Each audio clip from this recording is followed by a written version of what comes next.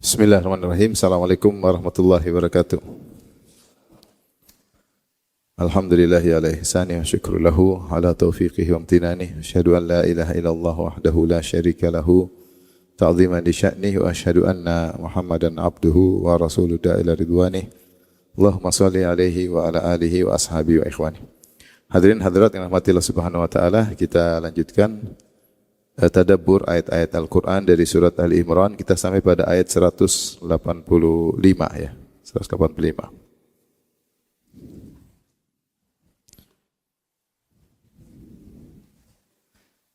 Allah Subhanahu wa taala berfirman, kullu nafsin dha'iqatul maut. Setiap yang berjiwa akan merasakan kematian. Setiap yang bernyawa akan merasakan kematian. Wa innama tuwaffawna ujurakum yaumal qiyamah. Dan sungguhnya pada hari kiamat kelak maka baru disempurnakanlah pahala kalian atau ganjaran kalian. Faman zuhziha 'anil nari wa udkhilal jannata faqad faz. Barang siapa yang dijauhkan dari neraka dan dimasukkan ke dalam surga, maka dia telah beruntung. Wa mal hayatud dunya illa mata'ul ghurur. Tidaklah kehidupan dunia atau kesenangan dunia kecuali hanyalah kesenangan yang menipu. Tapi ayat ini masih terkait pada kisah sebelumnya terkait dengan apa yang menimpa kaum muslimin dalam perang Uhud, di mana banyak di antara mereka yang meninggal dunia sampai 70 orang, kemudian juga banyak yang terluka dan di antaranya Nabi SAW sendiri juga terluka. Maka ayat ini memberi hiburan kepada para sahabat bahwasanya siapapun akan meninggal, mau kaya, mau miskin, mau tubuhnya sehat atau tubuhnya sakit ya, mau terkenal tidak terkenal, mau cantik enggak cantik, mau tampan tidak tampan ya, siapapun orangnya, mau pejabat, mau rakyat jelata, yang namanya mau raja atau masyarakat, presiden atau panglima, semuanya akan meninggal. Semuanya akan meninggal. Selama mereka bernyawa, nyawa mereka akan merasakan kematian. Yang jadi permasalahan bukan itu, yang jadi permasalahan bagaimana cara kamu meninggal dunia, ya, karena semua akan merasakan kematian. Sebagaimana penyair berkata, ya, illa man lam yamut bi sayfin mata bi ghairihi. Ya. Bahwa siapa yang tidak meninggal dengan pedang, misalnya tidak meninggal dalam peperangan, dalam jihad, maka dia akan mati dengan selain pedang. Ta'addadatil asbab wal mautu wahid. Sebab-sebab kematian sangat banyak dan mengantarkan pada satu akibat, yaitu kematian. Kita semua akan mati, tapi jadi pertanyaan, mati kita bagaimana? Itu yang menjadi permasalahan. Mau muda, mau tua juga. Betapa banyak orang meninggal mati dengan tiba-tiba. Betapa banyak orang bertubuh sehat bugar tiba-tiba meninggal dunia. Betapa banyak orang meninggal di tengah dia merasa sangat sehat atau dia meninggal dunia. Wa kam min sahihin mata min ghairi illatin wa kam min sakimin asya min hina min ad-dahri. Betapa banyak orang sehat meninggal tanpa didahului sakit, dan betapa banyak orang sakit disangka meninggal ternyata masih hidup. Oleh karenanya jangan pernah terpedaya dengan apa yang ada pada diri kita. Maka di sini Allah memberi hiburan kepada para sahabat bahwasanya yang sudah meninggal mati syahid, mereka meninggal mulia. Kekalahan yang di mata musuh bukan kekalahan, sesungguhnya kekalahan tersebut adalah jalan ke kemenangan bagi mereka di alam berikutnya, di destinasi berikutnya, di alam barzakh, bahwasanya mereka bahagia, mereka gembira, bahwasanya mereka mendapatkan kenikmatan di kehidupan berikutnya, meskipun secara zahir di dunia mereka kalah. Meskipun secara zahir mereka kalah. Ini sudah sering sampaikan, seperti ketika Allah bercerita tentang Ashabul Ukhdud, mereka dibakar hidup-hidup. Bagi yang membakar merasa telah jaya, telah menang membakar orang hidup-hidup. Tetapi orang dibakar hidup ternyata masuk surga. Makanya Allah berfirman, innal ladzina amanu amilus solihati lahum jannatun tajri min tahtihal anhar. Sungguhnya orang beriman dan beramal soleh, bagi mereka surga yang mengalir di bawahnya sungai-sungai. Ternyata kematian mereka itu adalah kemenangan. Ketika Haram bin Milhan ditikam, kemudian keluar senjata pedang sampai ke jantungnya, ke dadanya, maka dia berkata, "Fuztu wa rabbil Ka'bah." Saya telah berhasil, telah sukses demi Allah Subhanahu wa taala. Maka pastikan kita akan meninggal dunia. Yang jadi pertanyaan, kita mau meninggal dengan cara apa? Mau meninggal seperti para sahabat dalam perang mati syahid, maka itu yang terbaik, atau meninggal dalam kemuliaan. Ya, meninggal dalam kemuliaan. Jangan sampai meninggal dalam kondisi yang buruk. Dan ini juga bantahan kepada orang munafik yang mengatakan, "Lau kana indana ma matu wa ma qutilu. Lau kanu indana ma matu wa ma qutilu." Seandainya tidak ikut perang tentu akan selamat, tidak akan mati, ya. Maka Allah bantah, mau dimanapun tidak ikut perang pun akan mati. Mau ikut perang, enggak ikut perang juga akan mati. Betapa banyak orang ikut perang tidak mati-mati. Matinya di luar peperangan. Lihatlah Khalid bin Walid radhiyallahu anhu meninggal sakit. Sudah sekian puluh peperangan dia ikut, seluruh kujur tubuhnya penuh dengan luka. Tidak ada satu jengkal di tubuhnya kecuali ada luka, entah tombak, entah tikaman, entah panah. Tapi dia mengatakan, lihatlah saya meninggal di atas tempat tidur. Wala namat ayunul jubana, ya. Sementara orang penakut tidak bisa tidur. Orang penakut tidak bisa tidur. Ya. Orang yang berperang, mereka perang, kalau waktunya meninggal, kalau enggak maka tidak meninggal. Oleh karenanya ini harus menjadi perhatian kita. Kita semua akan meninggal, tapi tinggal meninggalnya bagaimana, jaga diri baik-baik, ya. Bertakwa kepada Allah. Seorang meninggal di atas kebiasaannya. Seorang meninggal di atas apa? Kebiasaannya. Kemudian Allah berfirman, "Kullu nafsin dha'iqatul maut." Setiap jiwa pasti merasakan kematian. Ibu-ibu makanya waspada, ibu-ibu, ya.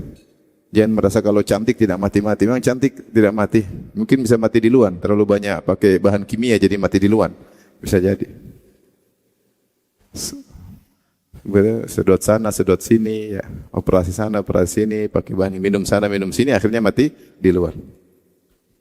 Jangan merasa kaya, hidup lebih lama. Belum tentu. Kekayaan tidak menambah umur sedetik pun. Allah mencela orang kaya. Allah mengatakan, "Alladzi jama'a mala wa addada." Orang kafir yang mengumpulkan harta dan menghitung-hitungnya. Ya, sabu anna malahu akhlada. Dia menyangka bahwasanya hartanya akan membuat dia kekal. Kalla, sekali-sekali tidak. Kekayaannya tidak menambah umurnya meskipun 1 detik. Waktunya meninggal. Apa yang kita lakukan semua adalah usaha. Ada yang olahraga, ada yang jaga makanan, ada yang menghindari perkara-perkara yang berbahaya. Usaha kita lakukan itu harus. Seorang menjaga diri, menjauhkan diri di hal-hal yang berbahaya. Ya. Wala tulqu bi aidikum ila tahlukah. Jangan kalian mengantarkan diri kalian kepada kebinasaan. Tetapi sebab kematian itu taruhlah ada 1000. Kita baru menghindar dari 3 sebab, masih ada 997 yang menanti. Benar atau tidak? Sebab kematian banyak. Dibunuh orang, ketabrak, kecelakaan. Banyak sebab, jantungan, ya. Banyak hal, tiba-tiba mati, banyak hal. Kalaupun kita hidup sehat, taib, 1 kau selamat. Makan yang tidak sembarangan, taib, sebab kedua kau selamat. Olahraga, sebab ketiga kau selamat. Masih ada sebab yang lain yang waktunya datang kematian, maka datang kematian. Maka jangan pernah kita pede dengan usaha yang kita lakukan. Jangan pernah seorang pede karena saya olahragawan, saya pasti hidup lama, jangan. Atau banyak olahragawan meninggal kita sedang apa? Olahraga. Oleh karenanya yang penting bagaimana meninggalnya kita. Semoga Allah menganugerahkan kepada kita husnul khatimah. Ya. Ibu-ibu perbaiki diri, ya. Akhlak mulai diperbaiki. Jangan suka ngomel sama suami. Jangan lagi ngomel-ngomel suami terus mati. Kalau ngomel-ngomel suami mati syahid atau mati konyol? Mati konyol. Bapak bilang mati konyol. Ya. Wa innama tuwaffawna ujurakum yaumal qiyamah. Kalian akan disempurnakan balasan kalian pada hari kiamat kelak. Sempurna. Allah mengatakan tuwaffawna itu sempurna, tidak sedikit pun yang terlalaikan oleh Allah. Famay ya'mal mithqala dzarratin khairan yarah. Siapa yang melakukan kebaikan seringan zarah pun dia akan melihat hasilnya. Famay ya'mal mithqala dzarratin syarran yarah. Siapa yang melakukan keburukan seringan zarah pun dia akan melihat hasilnya. Saya sini sampaikan zarah adalah ibarat sesuatu yang sangat ringan. Ada yang mengatakan semut kecil. Ya, semut kecil kalau kita taruh di timbangan tidak terdeteksi saking ringannya. Tapi kalau dalam timbangan Allah terdeteksi. ada hasilnya, ada hasilnya. Setiap pandangan haram pasti ada dampaknya. Setiap kita menundukkan pandangan juga pasti ada dampaknya. Kelihatannya sepele tapi itu ada dampaknya di akhirat kelak karena Allah membalas dengan detail. Allah mengatakan yauma tajidu kullu nafsin ma amilat min khairin muhdara wa ma amilat min su. Hari di mana setiap jiwa akan melihat seluruh kebaikan yang dilakukan akan nampak olehnya. Dan seluruh keburukan yang dilakukan akan nampak baginya. Ya. Wa badalahum minallahi ma lam yakunu yahtasibun. Maka nampaklah bagi mereka apa yang mereka tidak duga. Apa yang mereka tidak duga. Hal-hal yang kita tidak duga ternyata terlihatkan oleh Allah, ternyata ada dampaknya. Maka di sini sebagian ulama berpendapat wa innama tuwaffawna ujurakum yaumal qiyamah, sungguhnya pada hari kiamat kalian akan diberi ganjaran yang sempurna, menunjukkan bahwasanya di dunia juga ada ganjaran. Tapi tidak sempurna. Kebaikan maupun keburukan. Maka dalam Al-Quran Allah mengatakan atainahu fid dunya hasanah wa innahu fil akhirati laminas salihin. Kata Allah, kami berikan di dunia kebaikan dan di akhirat dia akan dapat lebih sempurna. Wa atainahu fid dunya ajrahu. Dalam ayat yang lain kami berikan dia di dunia ganjarannya. Berarti Allah kasih ganjaran di dunia sebelum di akhirat. Tapi di dunia hanya muqaddimah. Orang soleh diberi ganjaran di dunia sebelum di akhirat. Makanya Nabi Yusuf alaihissalam ketika jadi bangsawan, dia mengatakan apa? Innahu may yattaqi wa yasbir fa innallaha la yudhi ajral muhsinin. Sungguhnya siapa yang bertakwa bersabar, Allah tidak sia-siakan ganjaran orang-orang yang berbuat baik. Dia jadi bangsawan ganjaran dunia atau akhirat? Di dunia. Jadi jangan kita menyangka kalau orang berbuat soleh, berbuat amal soleh hanya dibalas di akhirat saja. Enggak, di dunia pun dikasih. Kata Allah, atainahu fid dunya hasanah. Di dunia kami kasih kebaikan, di akhirat kami sempurnakan. Ini dalil bahwasanya ada ganjaran, kebaikan maupun keburukan sebagai muqaddimah. Sebagai muqaddimah, nanti sempurna baru di akhirat. Bahkan Syekh Sa'di mengatakan ini isyarat tentang akan adanya ganjaran di alam barzah. Karena Allah berfirman misalnya wala nudhiqannahum minal adzabil adna dunal adzabil akbari. Kami akan buat mereka merasakan azab yang rendah sebelum azab yang besar. Azab yang rendah maksudnya di alam barzah.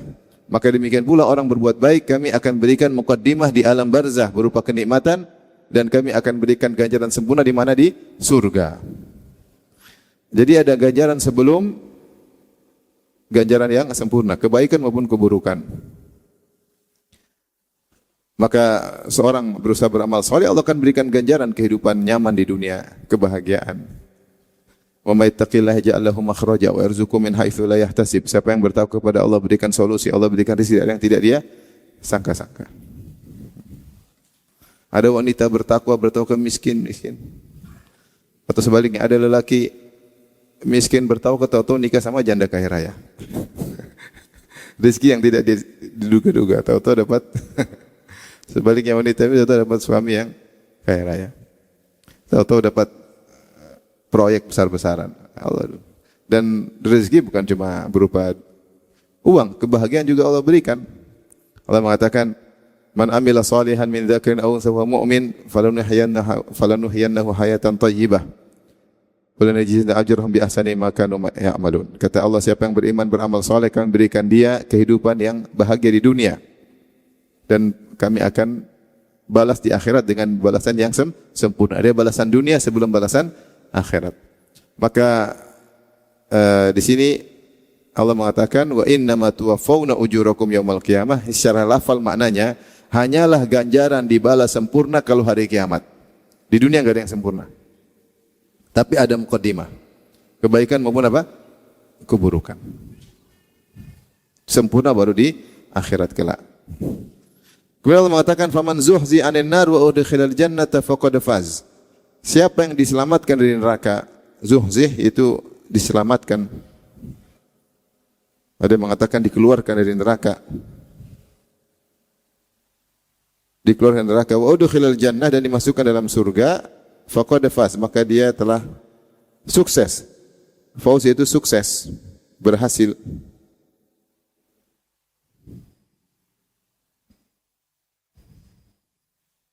Zuhzih maknanya ub'id, dijauhkan. Ya. Dan dikatakan oleh Tahir bin Ashur wa haqiqatu fi'li zuhziha annaha jadbun bisur'ah. itu ditarik dengan cepat, diselamatkan dari neraka dengan cepat. Dan ini adalah kenikmatan luar biasa karena hakikat seorang ketika dia masuk surga, dia mendapatkan dua kenikmatan. Pertama, kenikmatan selamat dari neraka.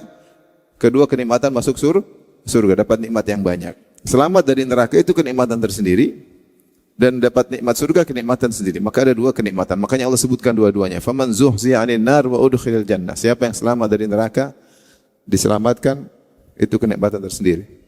Makanya ketika Nabi SAW menceritakan tentang orang yang paling terakhir keluar dari neraka, sementara sisa-sisa luka-luka masih ada, maka kemudian ketika dia setelah keluar dari neraka, dia pun balik melihat neraka.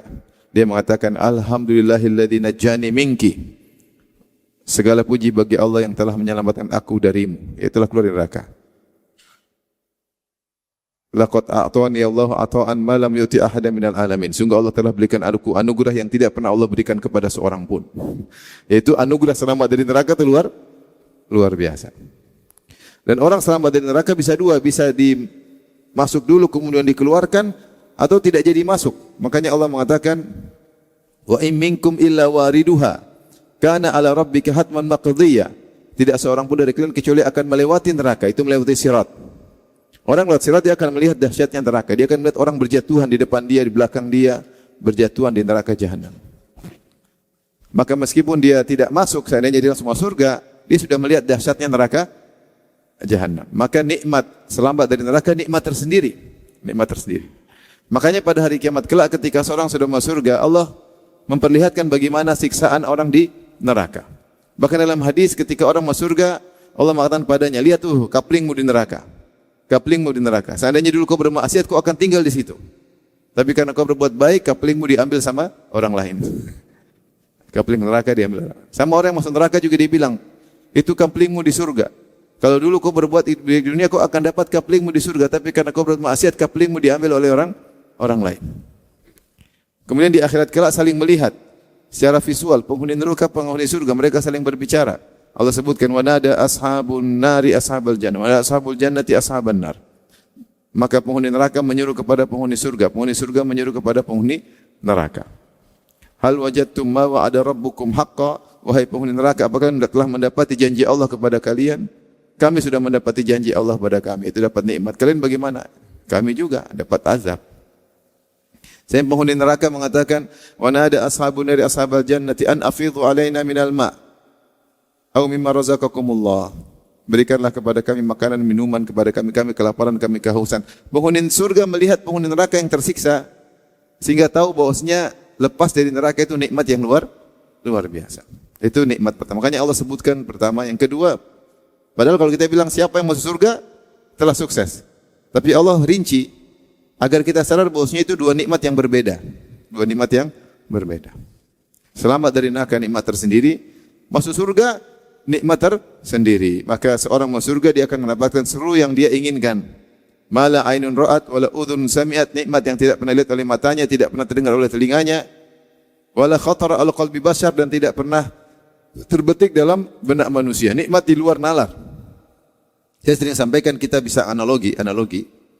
Saya bilang kalau nenek moyang kita yang mati 300 tahun lalu, kemudian dia bangkit lihat kita nikmat, dia pasti ini nikmat apa ini? Tidak pernah terbayangkan. Dia enggak pernah terbayang kalau ada mobil, atau mungkin kalau misalnya 1000 tahun lalu, jangan 300 terlalu cepat.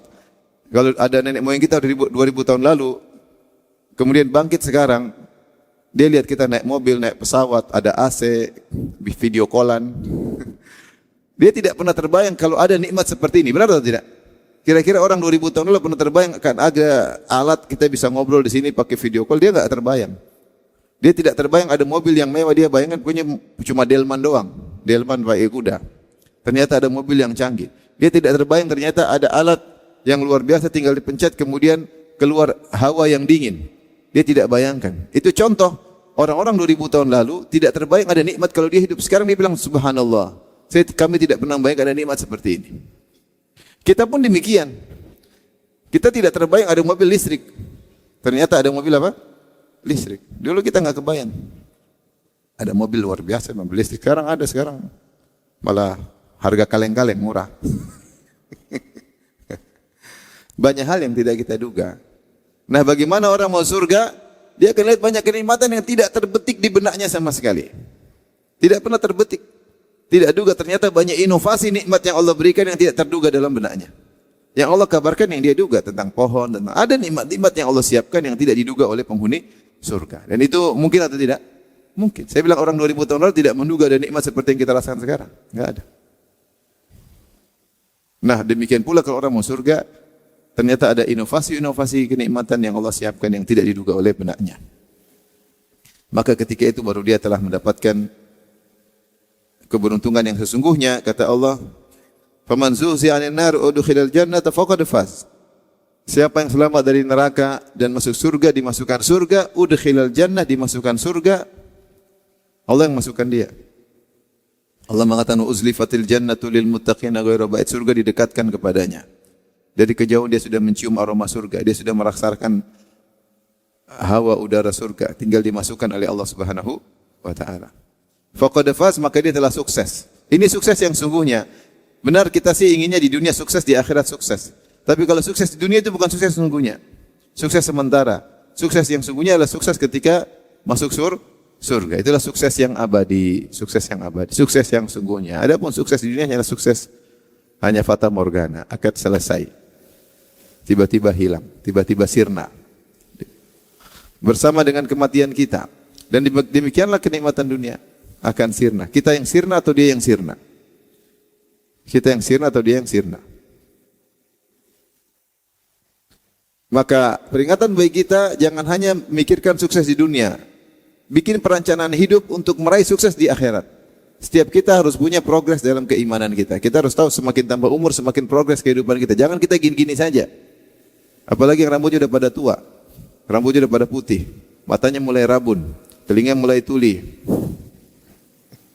Tangan mulai kejang-kejang. Kalau pegang mulai gemetar. Benar atau tidak ibu? Mau teriak-teriak sudah tidak melengking lagi seperti dulu. Kalau dulu teriak-teriak suami, sekarang suami sudah kurang dengar, dia pun teriaknya sudah turun. Tanda-tanda mau mati. Nah, harus ada progres hidup kita. Jangan hidup kita gitu ya. Salat malamnya ditambah, baca Qur'annya ditambah, sedekahnya ditambah. Semakin berbakti kepada orang tua kalau masih ada, semakin berbakti sama suami kalau masih ada. Kurangi nonton-nonton dunia, mulai kurangi. Harus ada progres. Udah ngaji lama enggak ada progres. Gimana? Harus dipikirin. Jangan hanya pikir sukses dunia, sudah berhasil bangun ini, bangun anu, beli ini, sudah bangga beli mobil listrik berapa, sudah bangun rumah sekian, sudah. Itu kesuksesan dunia, hanya sementara. Yang lebih utamakan pikiran adalah kesuksesan di mana? Di akhirat. Itu sukses yang sejati. Wa man zuhzi'a 'anil nar wa udkhilal jannata faqad faz. Siapa yang diselamatkan dari neraka masuk surga itu yang sukses.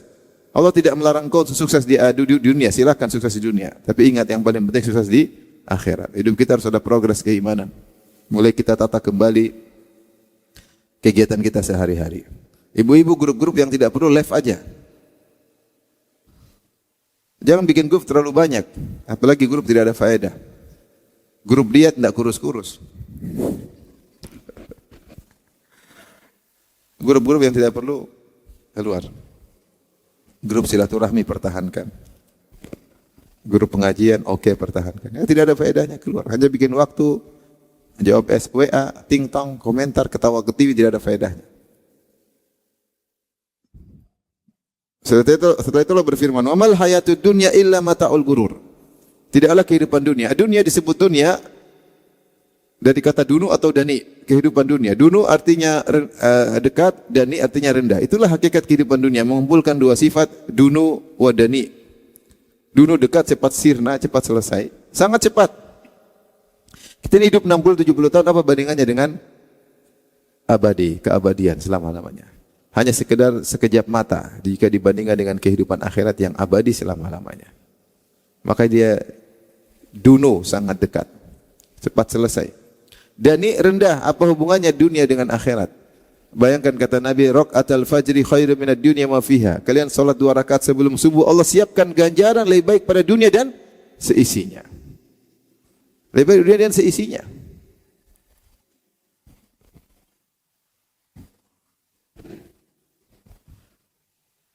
Di dunia aja nikmat bertingkat-tingkat. Kita dulu makan durian, makan durian yang murah-murah enak. Begitu kita rasa musangking blackthorn, ini sudah enggak ada nilainya, padahal sama-sama durian. Benar atau tidak? Ini maksudnya banyak hal seperti itu. Kita dulu makan nasi apa, begitu makan nasi di Arab Saudi namanya masih nasi kambing bakar madu, aduh nasi apapun sudah rusak rasanya, enggak enak lagi. Contoh maksudnya kenikmatan bisa sangat berubah totalitas. Sekarang kita rasakan nikmat. Ternyata yang Allah sediakan untuk orang salat 2 rakaat sebelum subuh lebih baik kepada dunia dan seisinya. Oleh karenanya dunia itu dunu wa dani, rendah dan dekat. Wa ma mata'ul hayatid dunya fil akhirati illa qalil. Mata'un qalil. Allah sebutkan kesenangan yang sedikit, kesenangan yang sedikit, tidak ada bandingan dengan akhirat.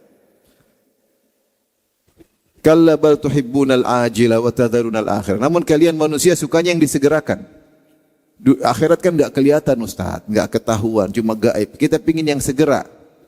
Itulah manusia. Kalla bal tuhibbunal ajila. Kalian ingin nikmat yang disegerakan. Wa tadharunal akhirah. Kalian meninggalkan kenikmatan di akhirat. Wa mal hayatud dunya. Kehidupan yang sangat sederhana, sebentar. Maka kita, dunia pergi meninggalkan kita dan kita pun pergi meninggalkan dunia. Bagaimana mau kekal abadi? Dunia semakin meninggalkan kita, kita pun semakin meninggalkan apa? Dunia. Saling cepat, berpisahnya sangat cepat. Nikmat yang kita rasakan mulai meninggalkan kita, benar enggak? Tadinya sehat mulai meninggalkan kita. Tadinya kuat mulai meninggalkan kita. Tadinya kita punya istri, punya anak, mulai meninggalkan kita. Tadi kita punya ibu, mulai meninggalkan kita. Banyak kenikmatan lagi. Kita pun akan meninggalkan dunia. Kolesterol mulai tinggi, tanda-tanda mulai meninggalkan dunia. Asam urat naik, enggak turun-turun. Nah ini gimana nih? Darah tinggi enggak turun-turun. Diomelin istri tambah tinggi lagi, bentar lagi tewas. Subhanallah. Itulah hakikat dunia. Dunia meninggalkan kita dan kita pun meninggalkannya. Sehingga semakin cepat. Semakin cepat. Makanya Allah mengatakan dunia seperti mawar. Zahratal hayati dunia seperti mawar. Yang aromanya harum.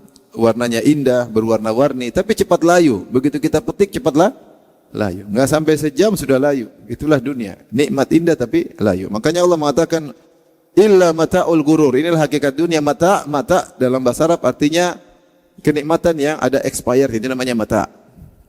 Yang dipakai kemudian selesai. Namanya mata. Semua kenikmatan dunia ada expirednya enggak? Ada. Makanan ada expirednya. Rumah ada expirednya. Entah berapa ratus tahun. Entah istana kuat ribuan tahun pun akan hancur. Mobil ada expirednya. Semua kesehatan kita ada expirednya. Mata kita ada expirednya. Pendengaran kita ada expirednya. Semuanya. Jabatan ada expirednya. Dan seindah-indah kesenangan dunia istri soleha. Kata Nabi, dunia mata, dunia adalah kesenangan yang akan expired. Wa khairul mata'id dunya al-mar'atu soleha. Dan seindah-indahnya kenikmatan dunia adalah istri yang soleha. Tapi dia juga expired. Benar atau tidak? Benarlah. Entar lagi expired ibu-ibu. Mungkin sudah expired juga sebagian. Oleh karenanya, semua kenikmatan akan expired. Dunia mata. Tetapi mata tersebut gurur, menipu. Karena ada kesenangan, kenikmatan sehingga tertipu sehingga lalai dari. Disebut tertipu apa? Ketika terpedaya, terlena, lupa dengan akhirat. Ini tertipu orang. Tertipu mengambil yang ringan, meninggalkan yang besar. Namanya tertipu. Sibuk dengan kesenangan yang sementara, kemudian meninggalkan kesenangan yang abadi. Itu namanya tertipu. Sibuk makan yang enak tapi sedikit enaknya, meninggalkan keenakan yang luar biasa. Namanya tertipu. Maka dunia menipu. Itulah kita tertipu. Kita dalam alam yang menipu kita. Sibuk mikirin dunia, yang akhirat kita tinggalkan. Waktu habis entah buat apa. Untuk dunia semata rugi. Maka kita terpedaya. Maka ini peringatan bagi kita. Persiapkan diri kita karena kullu nafsin dha'iqatul maut. Setiap yang berjuang pasti meninggal dunia. Jangan terpedaya dengan kehidupan dunia yang menipu. Mulailah kita prepare, kemudian kita juga harus melihat iman kita harus ada progres lebih baik, perbaiki, kita evaluasi ulang kegiatan saya sepekan ini, kita evaluasi ulang jadwal, kita perbaiki agar kita punya sukses di akhirat, bukan cuma sukses di dunia. Pinginnya sukses di dunia akhirat, tapi yang penting sukses di akhirat. Baik. Setelah itu Allah berfirman,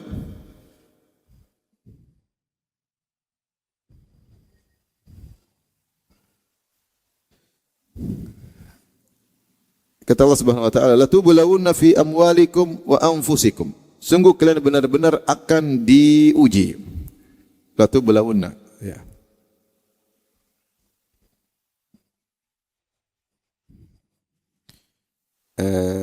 Latubulawunna asalnya dari latubulawunanna, asalnya latubulawunanna karena jamak, dia dari jamak. Latubulawunanna cuma karena orang Arab ada pertemuan beberapa huruf yang sama maka dihilangkan kemudian ditasydid jadilah latubulawunna, yaitu sungguh benar-benar kalian akan diuji. Ini peringatan. Diuji untuk apa? Kata Allah Subhanahu wa taala, atau diuji pada hal apa aja? Kata Allah Subhanahu wa taala, fi amwalikum, kalian akan diuji pada harta kalian. Wa anfusikum, diuji juga pada diri kalian. Ini di antara bentuk ujian. Jadi harta kita akan diuji pada harta kita. Seperti apa kita diuji untuk menunaikan, kata Syekh Sa'di rahimahullah taala, seperti untuk menunaikan nafkah yang wajib. Ini ujian. Menafkahi anak, menafkahi istri, ujian. Harta kita yang sudah kita cari, kita keluarkan, ini ujian. Bayar SPP anak, bayar listrik, kumpulkan uang untuk bangunkan tempat tinggal buat keluarga. Ini semua ujian. Membantu orang tua yang sedang susah, membantu kakak adik yang sedang susah, uang sudah kita kumpulkan, kita keluarkan, itu ujian. Ujian. Ini ujian pada perkara wajib. Ujian pada perkara mustahab, semua wajib sudah kita tunaikan. Ada orang miskin, ada orang susah, anak yatim, ada janda susah, kita keluarkan. Ada pembangunan masjid, ada untuk dakwah, kita keluarkan. Ini ujian. Apakah kau sukses mengeluarkan uang untuk perkara yang sunnah atau tidak? Ujian tersendiri. Makanya Syekh Sa'di mengatakan, sayubtaluna fi amwalihim minan nafaqatil wajib wal mustahabbah. Akan diuji untuk dikeluarkan uang tersebut pada nafkah yang wajib dan nafkah yang sunnah. Bukan cuma itu, wa minat ta'rid li itlafiha fi sabilillah. Demikian juga harus kau keluarkan harta tersebut untuk jihad fi sabilillah. Untuk jihad fi sabilillah. Demikian juga Allah kasih ujian selain untuk nafkah yang kau keluarkan, mungkin musibah menimpa. Ada kecurian, ada malapetaka, ada bencana alam, ada ditipu. Ini nama ujian terkait dengan apa? Harta. Ya.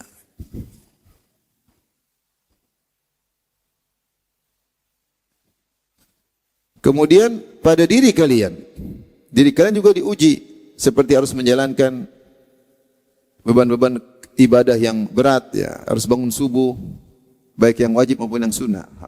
Harus misalnya haji kalau punya uang berangkat dengan fisik, atau yang sunnah-sunnah seperti puasa, bangun malam. Kalau yang wajib puasa Ramadan, ini ujian terkait dengan apa? Fisik.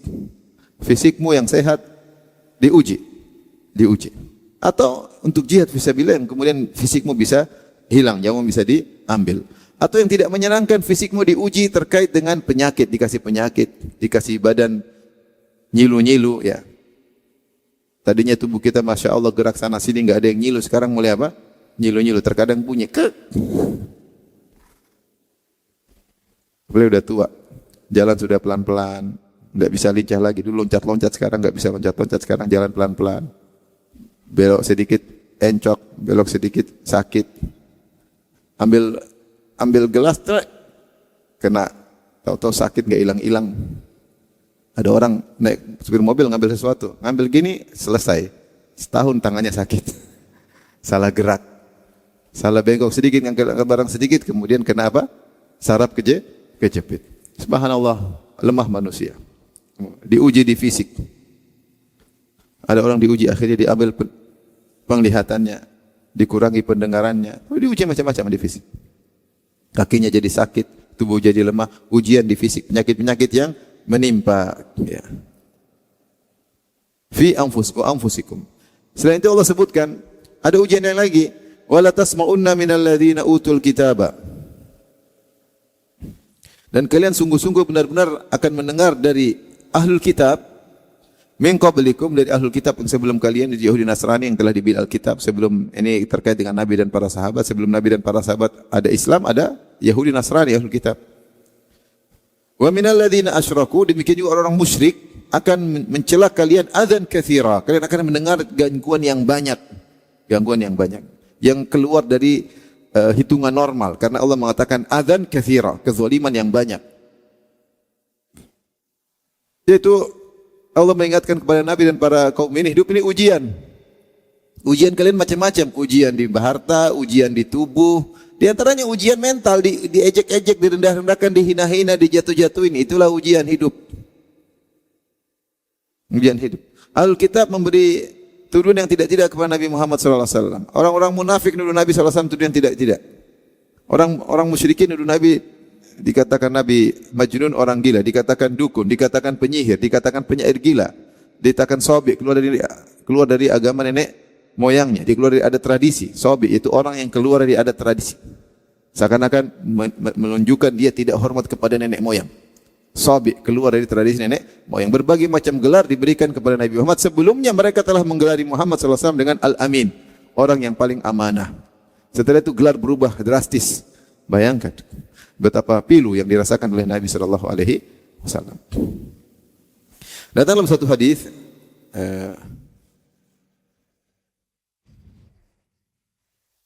saya bacakan dari Usama bin Zaid radhiyallahu anhu. Beliau berkata, karena Nabi SAW, atau dari Urwah bin Zubair, dari Usama bin Zaid, dia berkata, karena Nabi SAW, ashabu ya'funa anil musyrikin wa ahlul kitab kama amarahumullah.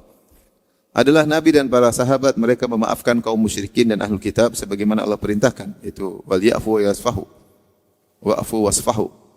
Maafkanlah dan berlapanglah dada. Wa yasbiruna 'alal adza, dan bersabar dari gangguan mereka kaum musyrikin dan ahlul kitab. Allah berfirman, wala tasma'unna minal ladzina utul kitaba wa minal ladzina asyraku adzan katsira. Sebagaimana surat Al-Imran ini. Sungguh kalian benar-benar akan mendengar omongan gangguan mulut yang buruk dari ahlul kitab dan dari kaum musyrikin. Maka Allah mengatakan itu, wa in tasbiru wa tattaqu, bersabar dan bertakwalah. Wa kana Rasulullah SAW yata'awwalu fil afwa ma amarahu Allah bihi hatta adzina Allahu fihim. Maka Allah maafkan mereka sampai akhirnya Allah menyuruh untuk memerangi mereka. Demikian juga satu hari Usama bin Zaid menyampaikan, anna Rasulullah SAW raqiba ala himar. Rasulullah SAW satu hari naik di atas himar. Rasulullah sederhana. Dia kalau mau naik kuda terus bisa, kalau mau naik onta terus bisa. Terkadang naik himar dengan penuh kesederhanaan. Terkadang dia juga gonceng orang. Maka satu hari dia naik himar, alaihi qatifatun fadakiyah.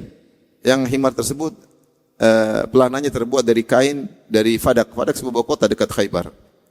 Wa ardafa Usama bin Zaid wara'ahu, dan Usama bin Zaid di belakangnya. Rasulullah suka begitu, kadang membonceng Fadl bin Abbas, terkadang Ibnu Abbas, terkadang Usama bin Zaid, dan disebutkan ada 30 orang dibonceng oleh Nabi. 30 orang pernah dibonceng oleh Nabi.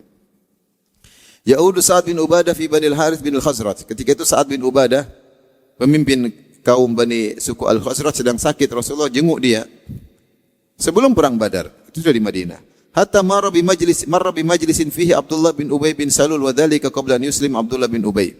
Maka Rasulullah melewati ada orang sedang kumpul. Situ ada Abdullah bin Ubay. Abdullah bin Ubay tadinya musyrik, dia baru masuk jadi munafik, jadi masuk Islam, KTP-nya Islam tapi munafik setelah perang Badar.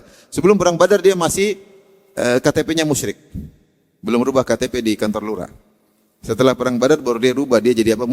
Muslim, tapi hatinya apa? Munafik. Dia lagi ngumpul sama banyak orang.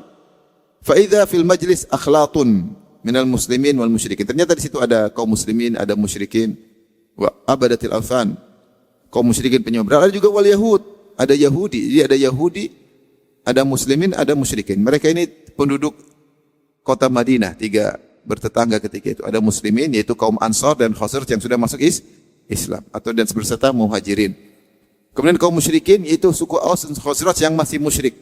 Di antaranya Abdullah bin Ubay bin Salul, masih menyembah berhala, masih musyrik. Kemudian Yahudi dengan 3 sukunya, Bani Qainuqa, Bani Nadir, Bani Quraidah. Mereka lagi kumpul. Dan di situ di majelis ada Abdullah bin Rawaha, Muslim, sahabat. Falamma ghasyaitul majlis, ghasyayatil majlis, ajajatud dabbah, khamar Abdullah bin Ubay anfahu biridai. Ketika Nabi datang naik himar, ada debu-debunya mampiri mereka. Nabi ingin dakwahi mereka. Ketika Nabi mampir, debu-debu ada. Kemudian Abdullah bin Ubay bin Salul yang masih musyrik, dengan congkaknya dia ambil selendangnya, ditutup hidungnya. La tughabbiru alaina. Jangan bikin debu sama kami. Dia bilang sama Nabi. Menghina atau tidak? Menghina. Itu debu himarmu ini mengganggu aku. Fasallamma Rasulullah SAW membuat Assalamualaikum, thumma waqafa. Kemudian Rasulullah SAW turun dari himarnya, kemudian Rasulullah SAW mendakwahi mereka. Rasulullah bacakan Al-Quran. Kan Rasulullah berdakwah. Abdullah bin Ubay bin Salul kemudian juga mencela. Ayyuhal mar'u, wahai si fulan, wahai sang lelaki. Dia enggak bilang ya Rasulullah, ya Muhammad. Sang lelaki. Innahu la ahsana mimma taqul in kana haqqan fala tu'zina bihi fi majalisina. Sungguhnya tidak ada yang lebih baik daripada yang kau ucapkan kalau itu benar. Jangan kau ganggu kami dengan bacaan-bacaanmu terus. Pergi. Irji ila rihlik, sana balik ke himarmu. Saya enggak mau dengar celotehanmu. Ini mengganggu, saya dengar mengganggu. Subhanallah. Faman ja'aka faqsus alaih. Kalau kau mau dongeng, tunggu orang datang sama kau baru dongeng. Jangan kau dongeng di sini. Menyakitkan atau tidak? Rasulullah utusan Allah, bawa firman Allah. Datang jauh-jauh, naik himar, turun, merendahkan diri untuk menyampaikan dakwah. Dia bilang pergi, bacaan menggangguku, debumu menggangguku, pergi sana. Kalau kamu dongeng, tunggu orang datang sama kamu baru dongeng. Sana balik ke mana? Ke himarmu, ke keledaimu. Faqala Abdullah bin Rawaha, bala ya Rasulullah, faksina bihi fi majalisina. Abdullah bin Rawaha Muslim, dia ada di situ. Ya Rasulullah, enggak, sini Rasulullah. Ayo bacakan ayat. Fa inna nuhibbu dzalik. Kami suka engkau baca ayat. Fastabbal muslimun wal musyrikun wal yahud hatta kadu yatasawarun. Akhirnya ribut, 3 geng ini ribut semua. Muslimin, musyrikin, Yahudi ribut gara-gara Nabi datang. Ribut. Falam yazalin Nabi sallallahu alaihi wasallam yukhaffidhum hatta sakatu. Rasulullah diam. Rasulullah tidak lanjutkan, Rasulullah diam. Rasulullah ngalah. Rasulullah tidak lanjutkan baca Quran karena mereka ribut. Abdullah bin Rawaha bela Nabi, Yahudi dan Nasrani, Yahudi dan musyrikin mencela Rasulullah. Rasulullah suruh diam. Mereka sudah diam, Rasulullah naik lagi himarnya, kemudian Rasulullah melanjutkan perjalanan menuju Sa'ad bin Ubadah. Maka Rasulullah curhat kepada Sa'ad bin Ubadah yang sakit. Kata Rasulullah, ya Sa'ad, alam tasma' ila ma qala Abu Hubab? Tidak kau tadi dengar apa yang diucapkan oleh Abu Hubab itu Abdullah bin Ubay bin Salul. Dia tadi ngomong begini, qala kadza wa kadza. Rasulullah sedih. Rasulullah manusia. Betapa sering Rasulullah sedih gara-gara omongan mereka. Makanya Rasulullah dalam Al-Quran banyak sekali mengatakan wasbir ala ma yaqulun. Sabarlah atas ucapan-ucapan mereka. Sabarlah ala gangguan-gangguan mereka. Kalau orang rendahan dikata-katain dia cuek aja, tapi kalau orang mulia, kakek Nabi dulu penguasa kota Mekah. Dia anak bangsawan di kota Mekah. Dia dulu amin, terpercaya. Akhlaknya terbaik, semua orang kenal siapa dia. Setelah itu dikata-katain begini. Ini berat bagi Nabi SAW. Kalau bajingan di kata-katain, lanjutin, dia enggak ada masalah. Nabi orang mulia. Makanya ujian mental lebih berat bagi Nabi daripada ujian fisik. Lebih berat daripada ujian fisik. Makanya ketika Nabi terluka di perang Uhud, sampai berdarah-darah, Aisyah bertanya, adakah yang lebih berat daripada yang kau alami di perang Uhud? Kata Nabi, ada, waktu di Taif. Waktu Nabi dikata-katain dihina. Jadi penghinaan bagi Nabi berat daripada ujian apa? Fisik. Dan penyair berkata, jarahatul lisani laha jarahatus sinani lahal ti'amu wala yaltamu ma jarahal lisanu. Luka akibat sayatan pedang masih bisa diobati, adapun luka akibat sayatan lisan tidak bisa diobati. Dan Nabi berat ketika dikata-katain. Maka Nabi curhat kepada Sa'ad bin Ubadah. Wahai Sa'ad, tidakkah kau dengar tadi apa yang diucapkan oleh Abdullah bin Ubay bin Salul? Sa'ad bilang, ya Rasulullah, u'fu anhu wasfah. Wahai Rasulullah, maafkan dia. Kata Sa'ad bin Ubadah. Lapanglah dada sama Sa'ad. Sama Abdullah bin Ubay bin Salul. Fawallahilladzi, jadi satu suku dia. Sa'ad bin Ubadah dari suku Khazraj. Abdullah bin Ubay bin Salul juga satu suku Khazraj. Tapi saat sudah masuk Islam, Abdullah bin Salul belum masuk Islam. Jadi kenal betul. Dan kepala gengnya, seniornya adalah Abdullah bin Ubay bin Salul. Maka saat masih muda, 30-an, kata Sa'ad, ya Rasulullah, maafin Abu Hubab, maafkan Abdullah bin Ubay bin Salul. Lapanglah dada. Sebagaimana Allah perintahkan. Fa'allahilladzi anzala alaikal kitab. Demi Allah yang telah menurunkan Alkitab kepada engkau. Laqad ja'allahu bil haqq alladzi anzala alaik. Sungguh Allah telah mendatangkan kebenaran yang Allah turunkan kepada engkau. Wa laqad istalaha ahlu hadhil buhairah ala an yutawwijuh wa yu'assibuhu bil isabah. Falamma aballahu dzalika bil haqq alladhi a'taka Allahu syariqa bidzalik. Fadzalika alladhi fa'ala bihi ma ra'ait. Sebelum engkau datang wahai Rasulullah, sungguhnya kita ini semua sudah sepakat mau jadikan dia kepala geng. Karena orang senior di Madinah sudah habis. Mereka habis ketika perang Bu'ath. 5 tahun sebelum Nabi diutus jadi Nabi, mereka terjadi perang besar-besaran antara suku Aus, suku Khazraj. Semua senior mati ketika itu. Tinggal satu senior yang belum mati, namanya Abdullah bin Ubay bin Salul. Karena tinggal senior satu-satunya, mereka sudah sepakat dia aja jadi pemimpin kita. Dan dia sudah senang akan dia akan jadi pemimpin. Tahu-tahu Nabi Muhammad datang, dia enggak jadi. Ini yang buat dia jengkel. Kata Sa'ad bin Ubadah, kami tadinya mau jadikan dia jadi pemimpin, kami akan ambil sorban, kami ikatkan di kepalanya sebagai sorban kepala suku. Tapi kau datang enggak jadi ya Rasulullah. Wajar dia kemudian ngomel-ngomel. Wajar dia nesu. Fa'afa anhu Rasulullah sallallahu alaihi wasallam, maka Rasulullah pun maafkan dia. Maksud saya, Allah mengingatkan bahwasanya gangguan itu bukan cuma secara fisik.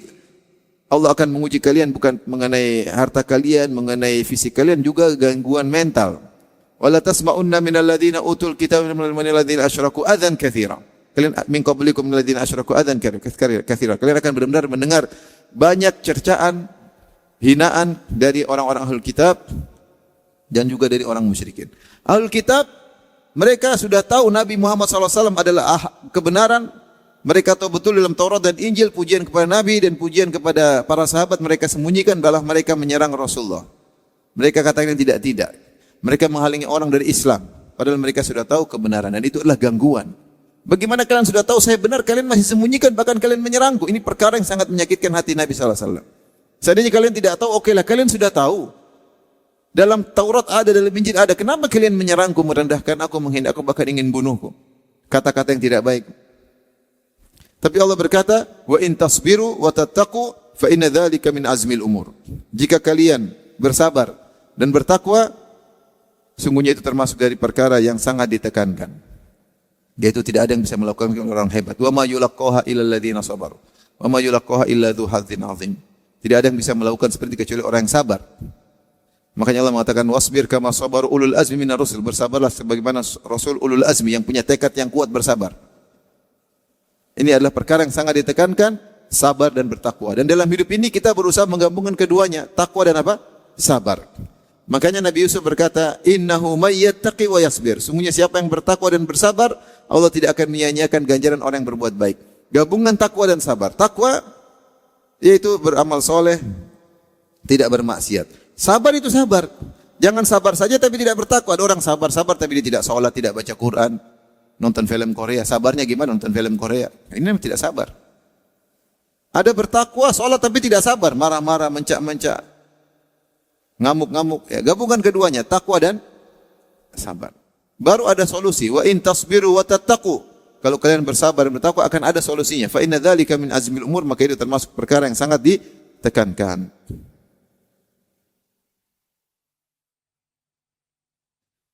Saya bacakan saya dia menyampaikan luar biasa faedah dari ayat ini. Beliau berkata ya, dalam tafsirnya, wa fi ikhbarihi li ibadihi al-mu'minin bidzalik iddatu fawaid. Ketika Allah mengabarkan kepada hamba-hambanya bahwasanya kalian akan diuji pada diri kalian, pada harta kalian, gangguan omongan orang, pada mental kalian, banyak sekali faedah. Yang pertama, anna hikmatahu ta'ala yaqtadi dzalik, bahwasanya hikmah Allah mengharuskan kalian diuji karena kalian hidup memang untuk diuji. Liyatamayyazal mu'minu as-shadiqu min ghairi, agar Allah tahu mana iman mukmin yang benar, imannya mana yang tidak. Allah kasih ujian supaya tahu mana mukmin yang imannya benar, mana yang tidak. Kalau dalam kondisi nyaman, semua orang bisa bilang beriman. Tetapi kalau dapat ujian baru ketahuan mana imannya benar, mana enggak. Mana beriman, mana enggak. Ketika semua orang memuji, beriman. Ketika ada yang mencaci maki, baru lihat mana yang beriman, yang tegar, mana yang tidak. Man ya'budullah ala harf, di antara orang beriman, ada manusia ada yang beribadah di pinggiran-pinggiran. Fa in asabahu khairan tuma'anna nabi, kalau dapat kenikmatan dia nyaman. Wa in asabat, kalaupun tiba dengan ujian, maka dia berbalik. Inqalaba ala wajhi. Wa in asabatu fitnatun inqalaba ala wajhi, kalau ditimpa dengan fitnah berbalik. Maka Allah mengatakan, ahasiban nasu ayyutraku ayyaqulu amanna wa hum la yuftanun. Apakah manusia dibiarkan menyangka akan dikatakan kami beriman, tidak diuji? Wala qad fatanna alladziina min qablihim. Sungguh Allah telah menguji sebelum mereka. Wala ya'lamanna Allahu alladziina shadaqu, agar Allah tahu mana imannya yang benar dan mana iman yang tidak benar. Maka kita diuji biar kita tahu kualitas iman kita. Ketika diuji kita ngamuk-ngamuk, suudzon sama Allah atau tidak, melemparkan kesalahan kepada orang sekitar kita, tidak introspek diri, tidak bertobat kepada Allah, itulah kualitas iman kita. Ternyata iman kita iman murahan, rendah. Buktinya ketika ujian sedikit tidak kuat. Maka hikmah Allah akan kasih ujian untuk bedakan mana yang iman yang benar, mana yang tidak. Yang kedua, minha annahu ta'ala yuqaddiru alaihim hadhil umur lima yuriduhu bihim minal khair liyu'liya darajatihim wa yukaffira min sayyiatihim wa liyazdada bidzalika imanuhum wa yutimmu bihi iqanahum fa innahu idza akhbarahum bidzalik wa waqa'a kama akhbar. Di antara tujuannya dengan dikasih ujian, Allah ingin banyak kebaikan bagi kalian. Di antaranya agar meninggikan derajat kalian. Karena di antara amalan yang paling mudah menaikkan derajat seorang di surga adalah apa? Ujian. Kemudian orang jadikan sabar. Kata Nabi SAW, inna lil abdi manzilah indallah la yablughuha bi amalin. Ada seorang hamba punya kedudukan di surga yang tinggi, dengan amalnya tidak cukup untuk sampai kepada kedudukan tersebut. Allah cek, misalnya salat malamnya ternyata kurang, sedekahnya juga kurang, masih pelit-pelit. Baca Qur'annya juga masih kurang, lebih banyak baca medsos. Semuanya kurang, bakti sama orang tua masih banyak perhitungan. Sama suami juga kurang berbakti, sama orang tua kurang berbakti, sama anak kurang sayang, sama istri. Amalnya kurang. Ini enggak bisa naik derajat tinggi. Gimana caranya supaya derajatnya tinggi? Ya Allah kasih musibah. Fabtalahu Allahu fi nafsihi wa jasadihi wa ahli wa mali. Maka Allah uji dia pada dirinya, pada istrinya, pada anaknya, pada hartanya. Tsumma sabbarahu Allahu ala dzalik. Kemudian Allah bikin dia sabar hatta yuballighahu Allahu iyyaha. Sampai kali dia sabar baru dia bisa terdongkrak naik ke atas. Maka Allah kasih ujian supaya derajat menjadi tinggi. Tanpa ujian kita hanya mengandalkan amalan kita, tidak bisa, amalan kita kurang. Salat saja ngantuk-ngantuk, enggak khusyuk, gimana mau? Ngaji aja sambil ngantuk-ngantuk, sambil main HP, gimana? Kita susah mau derajat tinggi, enggak bisa. Cara dikasih derajat tinggi, kasih ujian, itu cara yang paling sukses dan cepat. Kasih ujian, kemudian dibikin sabar. Bikin sabar langsung dongkrak naik derajat sangat tinggi. Wa yukaffir min sayyi'atim, di antaranya juga untuk menghapuskan dosa-dosa. Kita sudah istighfar tapi dosa berulang-ulang. Dan betapa banyak dosa tidak kita istighfarkan karena dianggap biasa. Betapa banyak kita sering ghibah, kita tidak istighfar karena sudah dianggap normalisasi. Betapa banyak kita lihat wanita terbuka auratnya, kita tidak astagfirullah. Kenapa? Normalisasi. Sudah biasa. Nah, caranya agar dosa-dosa kita diampuni, Allah kasih musibah, kasih ujian-ujian. Kemudian juga agar bertambah iman mereka. Dan semakin yakin mereka ketika seorang diuji kemudian berhasil lepas ujian tersebut, semakin tambah yakin. Makanya orang yang sering diuji dia semakin tenang, semakin yakin, iman semakin percaya sama Allah. Semakin yakin akan adanya hari kiamat, semakin yakin adanya pertolongan Allah karena dia berulang-ulang diuji dan dia lolos dari ujian tersebut. Benar atau tidak? Tidak sama orang yang tidak pernah diuji. Orang sering diuji, dia kuat, sudah terbiasa. Dan dia yakin sebagaimana dia diloloskan pada ujian pertama, Allah akan buat dia lolos pada ujian kedua, ujian ketiga, ujian ke-100, dia akan selamat. Dan imannya menjadi tinggi. Kalau tidak diuji tidak seperti itu. Makanya ketika para sahabat diuji dengan didatangkan Ahzab 10.000 pasukan dari luar dan Yahudi 700 dari dalam kota Madinah, sementara sahabat mungkin cuma 1.500 orang. Ketika datang, falamma ra'al mu'minul ahzaba qalu hadza ma wa'adana Allah wa rasuluhu wa sadaqa Allah wa rasuluhu wa ma zadahum illa imanan wa taslima. Ketika kaum mukminin melihat pasukan yang begitu banyak mengepung kota Madinah, mereka berkata, inilah yang telah Allah janjikan dan Rasulnya. Dan sungguh benar Allah dan Rasul. Iman mereka semakin tinggi. Dan kengerian kondisi yang ngeri tersebut tidak membuat mereka ketakutan. Wa ma zadahum illa imanan wa taslima. Maka semakin bertambah iman mereka dan semakin pasrah kepada Allah Subhanahu wa taala. Ini fungsi ujian. Kalau kita enggak diuji, kita enggak akan naik iman kita. Kita enggak akan tambah yakin kita. Tapi itu diuji luar biasa. Yakin luar biasa. Keyakinan. Tapi kalau hidup nyaman terus, sekali uji langsung jatuh. Di antara manfaatnya annahu akhbarahum bidzalik litatawattana nufusuhum ala wuqu'i dzalik. Allah kabarkan agar jiwa bersiap bahwasanya akan ujian, bahwasanya kita hidup ini untuk diuji. Memang kita hidup untuk diuji. Allah mengatakan alladzi khalaqal mauta wal hayata liyabluwakum. Allah ciptakan hidup untuk menguji kalian. Kita yakin kita untuk diuji. Inna ja'alna ma'alal ardi zinatan laha linabluwahum. Kami jadikan di atas muka bumi ini keindahan untuk menguji kalian. Jangan merasa mau surga, ya, sampai sebelum diuji. Ya. Am hasibtum an tadkhulul jannata wa lam ya'tikum mathalul ladzina khalau min qablikum massatumul ba'sa wa dharra wa zulzilu. Kalian menyangka masuk surga sementara belum datang ujian yang menimpa umat-umat sebelum kalian, orang sebelum kalian. Massatumul ba'sa wa dharra. Mereka ditimpa dengan kesulitan, penderitaan, penyakit. Wa zulzilu, mereka digoncang oleh Allah Subhanahu wa taala. Surga itu masuknya diliputi dengan hal yang dibenci. Yang dibenci terus cemplung masuk surga. Sehingga ketika Allah kabarkan kita akan siap. Bahwasanya kita untuk diuji. Akan datang hal-hal yang tidak sesuai dengan selera kita. Akan datang hal-hal yang tidak sesuai dengan ekspektasi kita. Akan datang hal yang bertentangan dengan keinginan kita. Dan itu namanya ujian.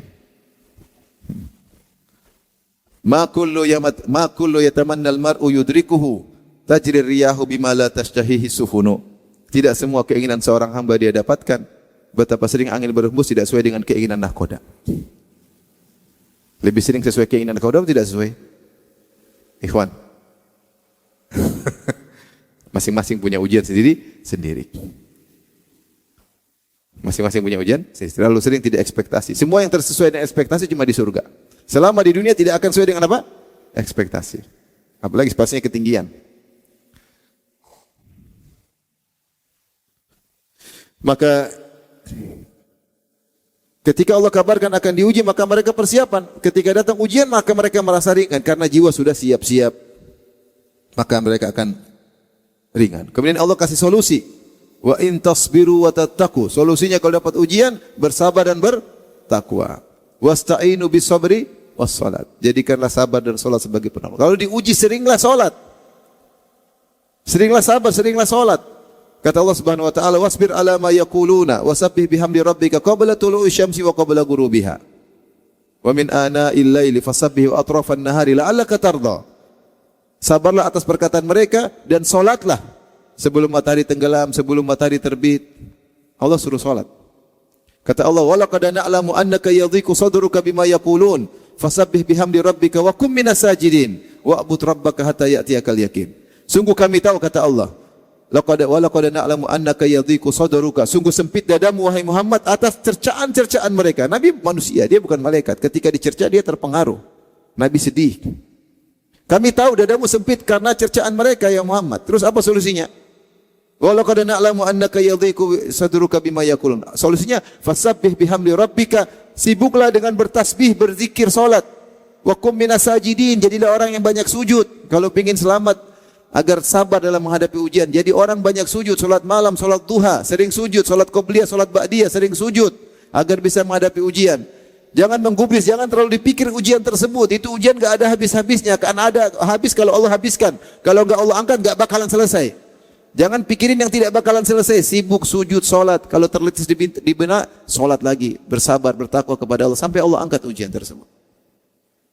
Jangan sibuk gubrisi karena enggak akan susah. Allah suruh Nabi saja yang imannya luar biasa disuruh sholat. Antum gak mau sholat. Malah nonton Korea gimana? Biar lupa saat dengan masalah. Terus film Korea selesai gak lupa. Masalah bertambah. Apalagi kalau maksiat minum bir dan macam-macam. Wa in tasbiru wa tattaqu fa inna dzalika min azmil umur. Kalau kalian bertakwa dan bersabar maka itu adalah perkara yang sangat diutamakan.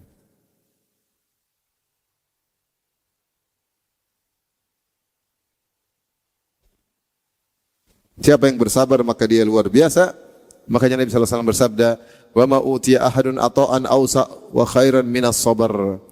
Tidaklah seorang diberi anugerah yang paling luas dan paling baik lebih daripada sabar. Kalau orang sudah sabar itu anugerah terbaik. Itulah akhlak yang Allah pilihkan kepada manusia terbaik, yaitu para rasul. Apa ciri-ciri mereka? Orang-orang yang sangat sabar. Wasbir kama sabaru ulul azmi minar rasul. Bersabarlah wahai Muhammad sebagaimana para rasulul azmi yang bersabar. Allah Ta'ala bisawab. Assalamualaikum warahmatullahi wabarakatuh.